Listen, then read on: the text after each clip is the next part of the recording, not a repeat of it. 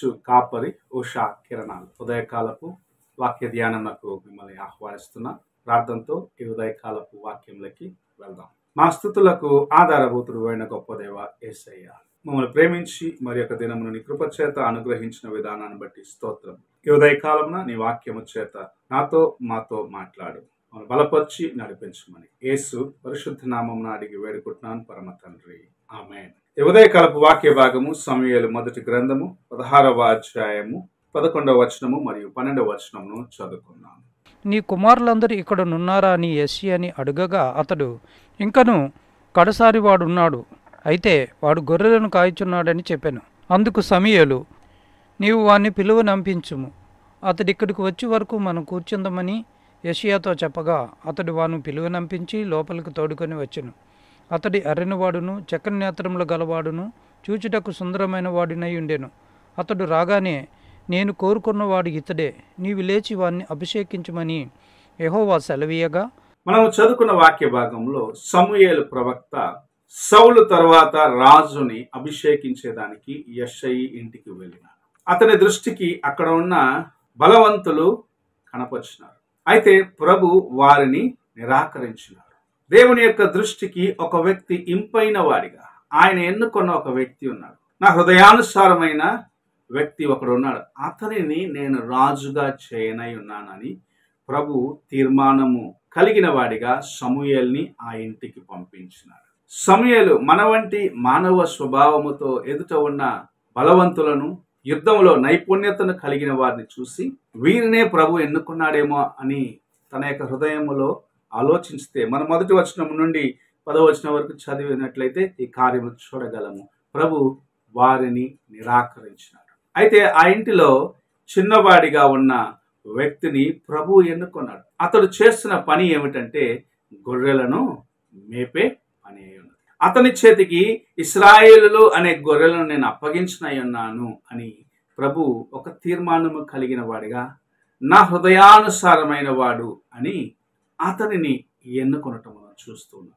మన జీవితంలో అనేక సార్లు ఎదుట ఉన్న వ్యక్తిని చూస్తాం. ఇతడు నాకు సహాయం చేయగలడు, ఇతడు బలాచుడు, ఇతడు బలవంతుడు, ఇతడు ఆస్తిపరుడు అని బాహ్యముగా కనపరిచే కార్యములను చూస్తున్నాము. కానీ ప్రభు అంతరంగమును పరీక్షించి గ్రహించుకునేవాడుగా ఉన్నాడు. ఆయన ఎరిగి ఉన్నాడు నీ హృదయం ఎలాంటిదని, దేవుని పట్ల నీవు ఎలాగున్నావని, నీ జీవితము దేవునికి ఎలాగున్నది, దేవుని యొక్క హృదయము నీ యొక్క హృదయము ఏకముగా ఉన్నదా, దేవుని కార్యముల కొరకు ప్రయాసపడే వ్యక్తిగా ఉన్నావా, దేవుని కోసము ముందుకు వెళ్ళాలనే మనస్సు కలిగి ఉన్నావా, దేవుని ప్రేమిస్తున్నావా, నీ హృదయంలో ఆయనకు స్థలం ఇచ్చి ఉన్నావా, నీ జీవితము ఆయనకు అంగీకారముగా ఉన్నదా అని ఒక్కసారి నిన్ను పరీక్షించుకో.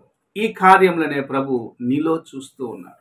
లోకస్తులు చూసే రీతిగా ప్రభు చూడడు. ఆజానుభావుడు, బలవంతుడు, ఆస్తిపరుడు ఇవన్నీ ప్రక్కన పెడతాడు ప్రభు. అతని యొక్క హృదయము నాతో సరిగా ఉన్నదా?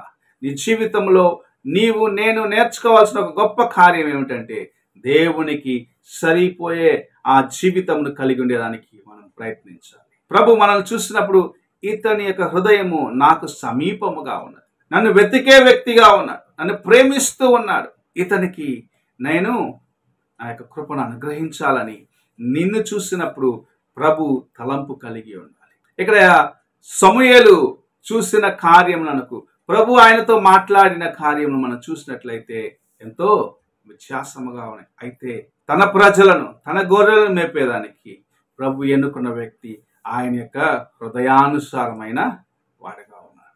నీవు నేను దేవుని యొక్క హృదయానుసారంగా మారాలంటే మనము దేవుని ప్రేమించే వారిగా మారాలి. దేవుని యొక్క వాక్యము పట్ల శ్రద్ధ కలిగిన వారిగా ఉండాలి. ఏదో అలవాటు చొప్పున వాక్యము చదవటం కాదు, సమయం ఉన్నప్పుడు ప్రార్థన చేసుకొనటం కాదు, దేవుని యందు ఎల్లప్పుడూ నీ యొక్క ఆలోచనలు దేవుని యొక్క కార్యముల పట్ల ఉంటూ దేవుని ప్రేమించే మనస్సు కలిగి దేవుని యొక్క వాక్యమును చదివి వాక్యానుసారముగా జీవించాలి అని ఆయన యొక్క కార్యములకు ప్రాముఖ్యతనిచ్చే జీవితమును కలిగి ఉండేదానికి ఆశించమని ప్రభు ఉదయకాల సమయంలో మాట్లాడుచూ ఉన్నాడు. నీవు నీ హృదయము దేవునితో ఎలాగుంది, నీ తలంపులు ఎలాగున్నాయి, దేవునికి సరిపోయిన జీవితమును కలిగి ఉన్నావా, దేవుని చిత్తానుసారముగా జీవించే జీవితమును కలిగి ఉన్నావా, లేక లోకము వైపు చూసి లోక కార్యముల వైపు చూస్తూ దేవునికి దూరం అయిపోయే, దేవుని చేత నిరాకరించబడిన జీవితంలోకి నువ్వు వెళ్ళిపోతావా?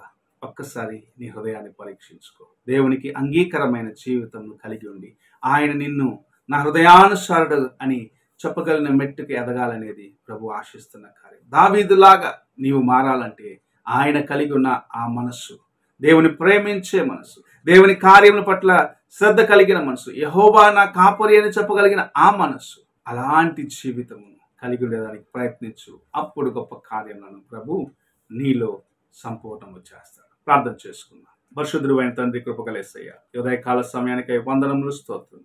నీవు మమ్మల్ని ప్రేమించి మాకు ఇచ్చిన ఆధిక్యతలను ఆయన గ్రహించుకొని మేము నీ హృదయానుసారంగా జీవించేదానికి, నీ వాక్యానుసారంగా జీవించేదానికి, నిన్ను ప్రేమించేదానికి, నీ వాక్యమును ప్రేమించి వాక్యానుసారముగా జీవించే జీవితంను కలిగి ఉండుటకు మాకును సహాయము చేయి. నీ యందు నాయన నమ్మకస్తులుగా అంతవరకు జీవించే కృపను అనుగ్రహించి ఆశీర్వదించు. యేసు పరిశుద్ధ నామమున అడిగి వేడుకుంటున్నాను పరమ తండ్రి, ఆమేన్. తండ్రి అయిన దేవుని ప్రేమ, కుమారుడైన క్రీస్తు కృప, ఆదరణకర్తైన పరిశుద్ధాత్మక సహవాసం ఇప్పుడును ఎల్లప్పుడూ తోడై ఉండి సదాకాలము నడిపించును గాక. ఆమేన్.